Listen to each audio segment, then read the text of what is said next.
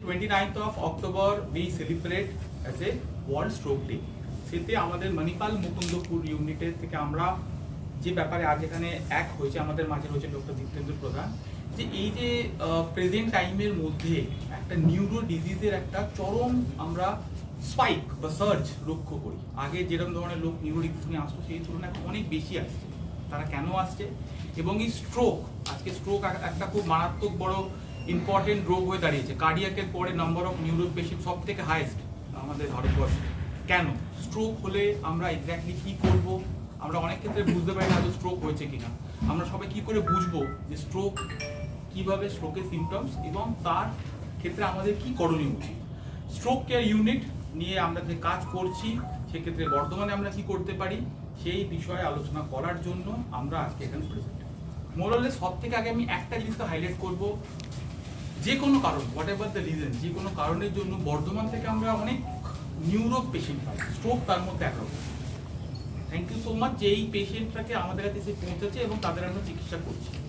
बंगाली मेरा परिचय है कि मैं doctor Dipendra Kumar Pradhan, I am a neurosurgeon. देखिए, अब न्यूरो साइंस का एक ओवरव्यू पहले देना चाहता हूँ। One is the stroke, what we all know stroke can be of two types. One is the haemorrhagic stroke जिसमें ब्लीडिंग होता है, ब्रेन में ब्लीडिंग होता है, साथ में वो उसका प्रेजेंटेशन एक ही भी हो सकता है, अलग टाइप का हो सकता है। दूसरा type of stroke number 2 is ischaemic stroke, जहाँ पे ब्लड वेसल्स जो ब्लड सीधा सप्लाई करता है ब्रेन को, वो ब्लॉक हो जाता है। बड़ा आर्टरी ब्लॉक हो सकता है या छोटा आर्टरी ब्लॉक होता है। According to the blockage the territory, वो प्रेजेंटेशन अलग अलग होता है। देखो सोसाइटी में जो हम जानते हैं कि स्ट्रोक में गोल्डन आवर होता है। स्ट्रोक को डिटेक्ट करने के लिए एक समय सीमित होता है जिसके अंदर हम लोग यदि ट्रीटमेंट करेंगे तो उसका मॉर्बिडिटी माने उसका जो नुकसान कम हो जाता है, या तो मोर्टेलिटी उसका डेथ कम हो जाता है। ये जानना बहुत जरूरी है। स्ट्रोक का golden period is 60 minutes 1 hour. If a person comes within 60 minutes or 1 hour, the chances of recovery is very very high. The patient can go back to his normal activities, almost normal activities. But this golden period has been extended up to 4 to 4.5 hours. तो कोई भी लक्षण मिले stroke का और आप 4.5 hours के अंदर में आएंगे, हो सकता है एक सिंपल इंजेक्शन से हम ट्रीट कर सकते हैं। और यदि आप स्पेशलिस्ट स्ट्रोक सेंटर में जाएंगे तो साथ में इंजेक्शन के साथ हम लोग अपने लैब में ले जाएंगे, वहाँ पे जाके हम लोग क्लॉट निकाल सकते हैं, या तो जो ब्लॉकेज है वो निकाल सकते हैं with mechanical thrombectomy. So stroke is not so simple. It's not only injection. It's an amalgamation. It needs a teamwork. मैं अकेले आया हूँ. It's very injustice to the whole department of stroke. I'm a neurosurgeon, but there is a specialized जो stroke team का एक leader रहता है, जो आज आने वाला था डॉक्टर अप्रतिम चैटर्जी नहीं आ पाया, किसी कारण से नहीं आ पाया। He is a leader in Manipal group of hospitals in Calcutta. तो एक टीम में एक न्यूरोलॉजिस्ट होता है, who is specially trained in stroke, with who does the intervention, जो कैथेटर डाल के हम लोग क्लॉट को निकाल सकते हैं। साथ में न्यूरोसर्जन, जहाँ पे ब्रेन के अंदर हम लोग ऑपरेशन करना पड़ सकता है as a life saving procedure. अब देखिए what are the signs of stroke, that's very important, that has to be conveyed to the community at large. The signs of आजकल जो एक एक्रोनिम बना हुआ है, that's called BEFAST, BEFAST. B is balance. एक कोई भी मरीज suddenly loses his balance, चलने में दिक्कत हो रही है, that's called balance, imbalance हो रहा है, that means कुछ गड़बड़ है, या तो ब्रेन में हो सकता है, स्पाइन में हो सकता है। So it's the best judge will be the doctor. You have to go to the nearest hospital. आप सबसे नजदीक अस्पताल में जाइए, specially there is a neuro trained doctor और neuro department. Second is eye science.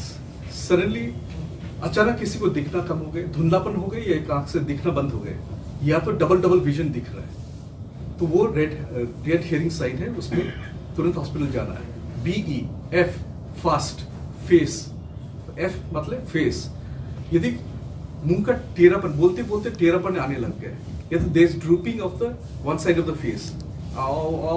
Suppose मैं आपसे बात कर रहा हूँ, ये सब बात होने लग गए, दैट मीन्स वो कुछ गड़बड़ है, ब्रेन में कुछ स्ट्रोक हो रहा है। दैट्स फेस, फेशियल एसिमेट्री और drooping. A is FBEFA, A is arm। किसी को चलते चलते या अचानक हाथ उठाने में तकलीफ हो रहा है, जो हाथ ऐसा उठा पा रहे हैं तो सडनली बहुत भारीपन हो रहा है, दैट मीन्स वो पैरालिसिस का लक्षण है, इनिशियल लक्षण है। तो ए मतलब आर्म, एस मतलब स्पीच है ना, एसिमेट्री भी होगा, एसिमेट्री बोलना भी कम हो जाए, मतलब दिक्कत हो सकती है, या तो फेस ड्रूपिंग हो सकता है। तो एस इज स्पीच में जैसे मैंने समझाया, और T is the time what I mention is the golden period. हो सके तो 16 मिनट्स में 1 घंटे के अंदर जाना है, या तो 4.5 आवर्स के अंदर जाना ही है, यदि आपको न्यूरॉन्स को बचाना है। एक स्ट्रोक में बिलियंस ऑफ न्यूरॉन्स नुकसान हो सकता है। Again that depends on the territory.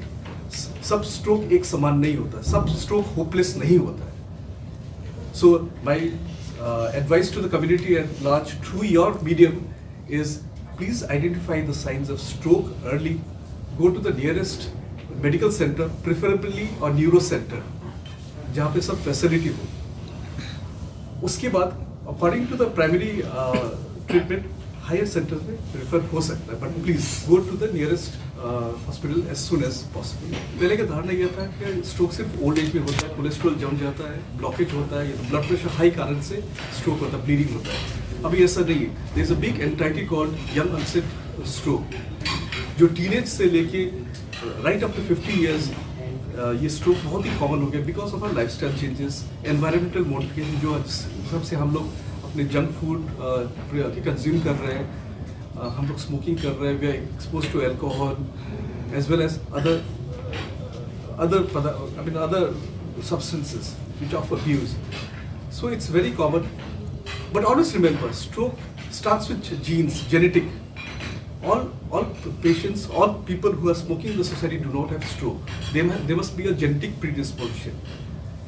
तो जीन्स किसी का कमजोर हो जाता है किसी कारण से, या अपने बनावटी ब्लड वेसल्स का अलग ही रहता है, और साथ ही में जब environmental modifications like smoking, alcohol और सब्सटेंस अब्यूज करते हैं, और साथ में हम लोग डायबिटीज और ब्लड प्रेशर कंट्रोल नहीं करते, इसमें बहुत कॉमन हो जाता है। एज वी सी आजकल बहुत ही कॉमन सडन डेथ हो रहा है in the age group of 30 to 50 years, this called young onset stroke. इसीलिए इसको बचाने के लिए regular treatment is very important. Say after age of 35 years, yearly checkup of all the blood parameters as well as the vitals very important by a physician. And जिसके घर में stroke का history है, उनमें तो और सतर्क होना चाहिए, और जैसे हमने पता है कि अपने फिजिशियन के संपर्क में हमेशा ईयरली ट्रीटमेंट करना चाहिए। Coming this side of the table and this side of the table, एक चीज हम सब में कॉमन है, that is stress. What is the role of stress in stroke? Stress का क्या रोल है? अगेन मैंने जैसे बोला कि कारण नहीं हो सकता, stroke with many other factors.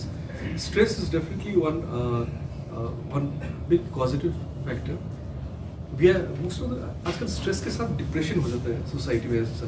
हम लोग एक्सरसाइज नहीं करते, साथ में भी उस स्ट्रेस को, डिप्रेशन कम करने के लिए भी consume other substances which are harmful to the body, this all add up to the stroke. और इसीलिए हम लोग बोलते हैं कि relaxation exercises, yoga, it's very important actually. ये इसको हम लोग एनवायरमेंटल मॉडिफिकेशन बोलते हैं, so that we create a favourable environment for healthy mental health. Sir, माना जाता है कि मतलब ये पहले से ये कहा जाता है कि अगर स्ट्रोक हो और खून निकल जाए किसी भी ऑर्गन से, तो वो पेशेंट का बचना मुमकिन है। तो ये तो अगर तुरंत देखा जाए कि ये भी जानते हैं हम लोग कि अगर किसी मरीज को स्ट्रोक हो गया और आपको पता है, तो किसी भी कि कुछ मतलब एक सुई से खून निकाल दे, तो ये क्या है? Very important. स्ट्रोक माने सिर्फ इंजेक्शन से ठीक करना नहीं है। स्ट्रोक जैसे मैंने बोला कि एक तो ब्लॉकेज वाला स्ट्रोक, एक ब्लीडिंग वाला स्ट्रोक। आप जिस पेशेंट को स्ट्रोक हुआ रास्ते में, आप ये की भिन्नता नहीं कर सकते, डिफरेंशिएट नहीं कर सकते कि उसको इस्केमिक स्ट्रोक हुआ या ब्लॉकेज हुआ, ओके, ब्लीडिंग वाला स्ट्रोक हुआ। इसलिए सबसे पहले सिटी स्कैन तुरंत किया जाता है। जैसे पेशेंट आता है, विद इन 1 मिनट एग्जामिन करते हैं और हम लोग सिटी स्कैन के लिए लेके जाते हैं। और सिटी स्कैन में भिन्नता करते हैं कि ये स्ट्रोक वाला, ब्लीडिंग वाला है या ब्लॉकेज वाला। ब्लॉकेज वाला है तो तुरंत हम लोग इंजेक्शन, जैसे मैंने बोला, आईवी थ्रोम्बोलाइसिस देना शुरू कर देंगे।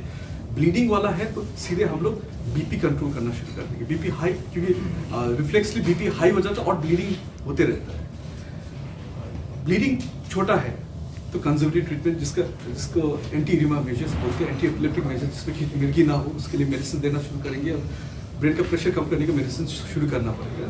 और यदि ब्रेन में बहुत ही प्रेशर है लाइफ को डेंजर है तो तुरंत ऑपरेशन करना, ये हेमोरेजिक स्ट्रोक हुआ।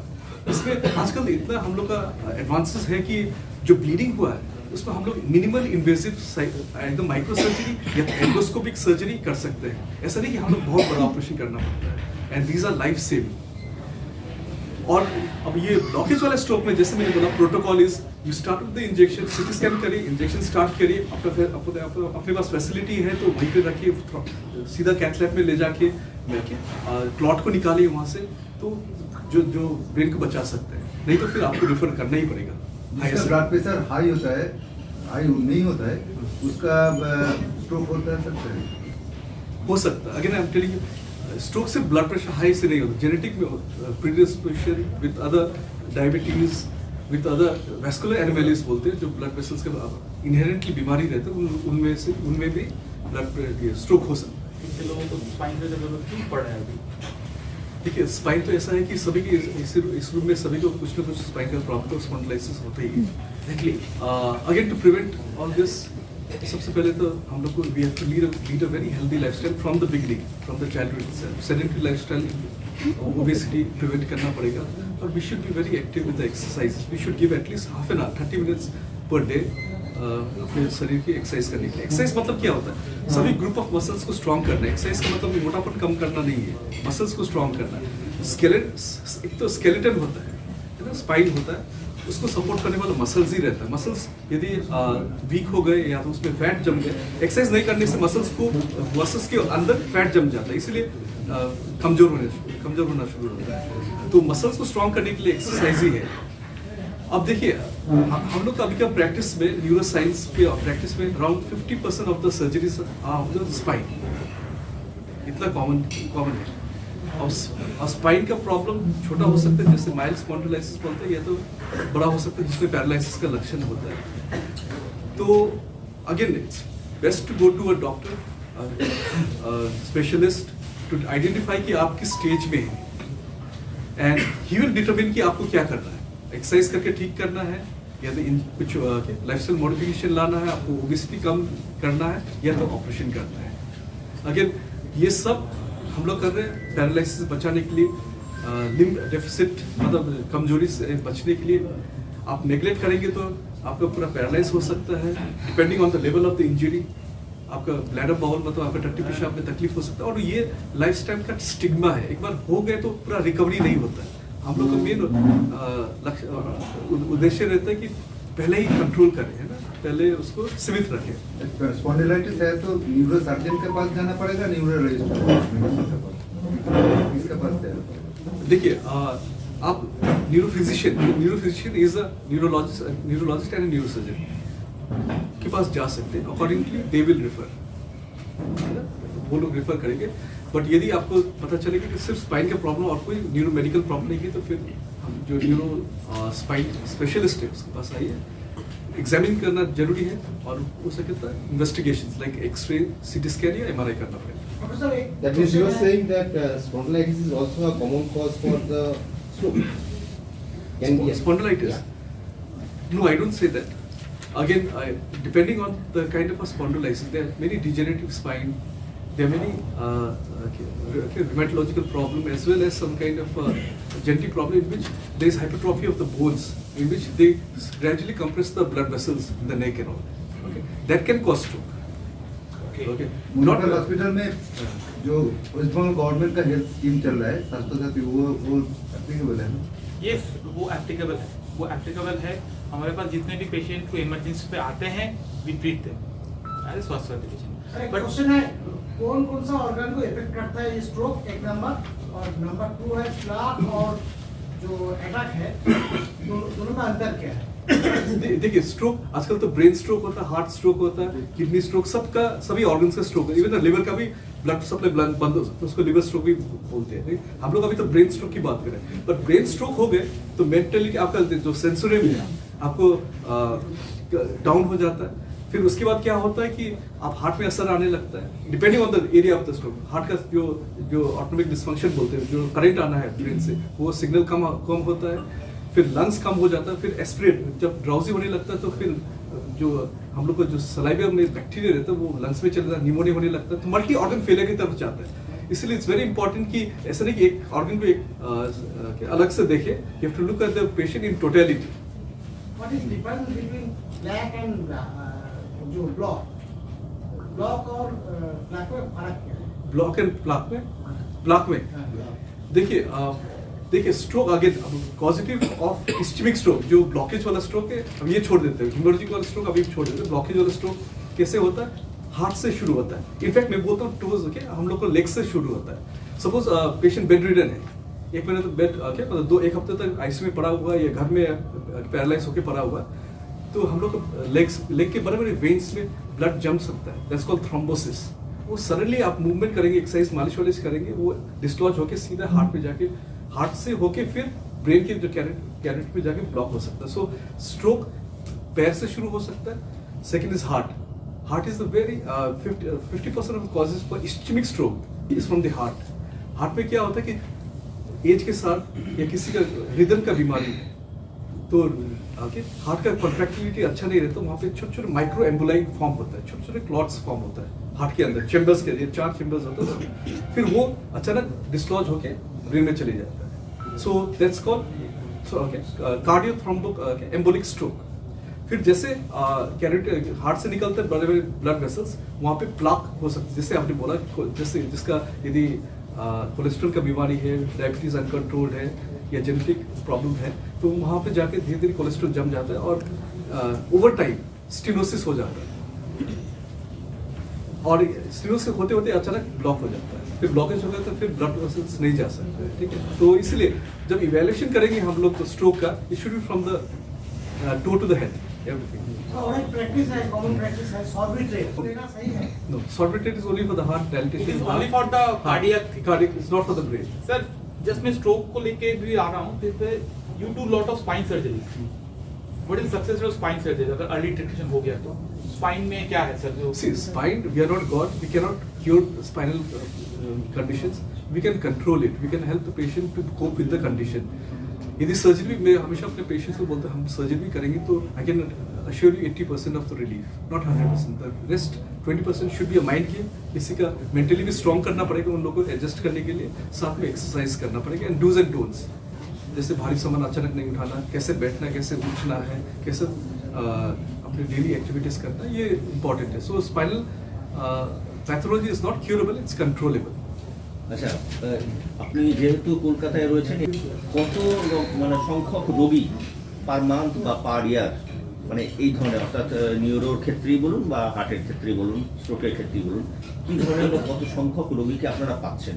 মানে যদি আপনি জাস্ট থিওরিটিক্যালি বলেন যে ডায়াবেটিস রোগ যে রয়েছে সেটা এই মুহূর্তে 10-এ 3, 10 জনকে যদি আপনি স্টাডি করেন 3 জনকার diabetes, related to heart disease 10 জনকার 5 জনের মধ্যে, স্ট্রোক সেখানে ধরুন আপনি যদি 10 জনকে স্টাডি করেন তাহলে আপনি অন্তত আপনি 20 জনকে স্টাডি করেন, আপনি দুটো লোকে নিউরো ডিজিজ পাবেনই পাবেন, 2 থেকে 3 জন. So it's quite alarming number. এই নাম্বারটা বাড়ছে, আগে এত ছিল না.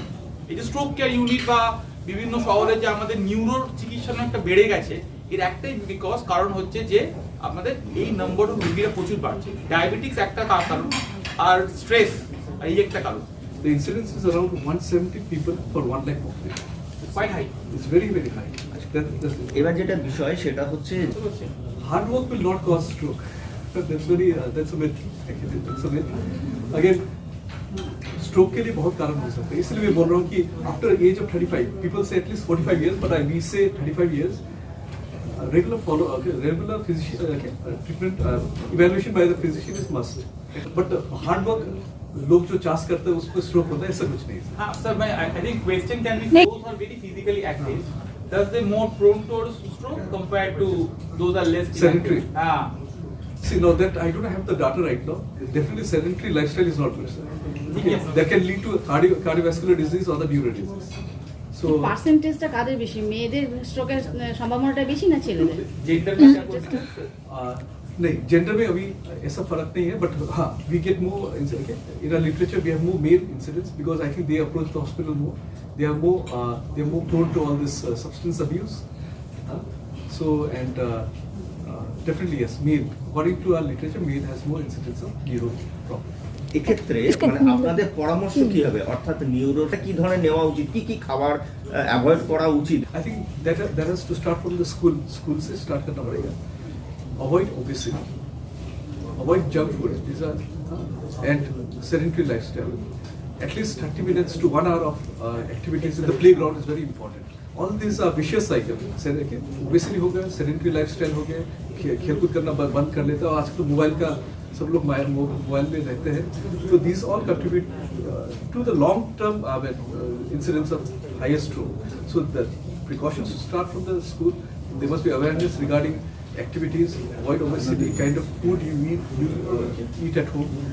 Thereafter, again, 30 minutes of exercise in a day or walking, brisk activities, or simple walking, brisk activity is very important. বলা যায় প্রায় অধিকাংশের But again, आप सुनते तो suddenly जिम में लोग रिलैक्स होकर मर गए. आजकल बहुत कॉमन हो गया. Again, there is no one factor. Again, what we know is blood pressure, sugar, sedentary lifestyle, stress. These are the most common factors which has to be taken care of. Rest is, I think, it's more of a genetic thing and जरूरी है free hand exercise. yes. At least 30 minutes of brisk activity is very important. Last awareness তো একটা, যার purpose আমরা আছি। আমরা এটা চাইছি যে কলকাতায় যে আমরা স্ট্রোক কেয়ার ইউনিট করেছি তার প্রচারটা হোক এবং সব জায়গায় লোকেরা শিক্ষিত হোক যে তার প্রিভেন্টিভ স্টেজ কী হবে ফার্স্টলি।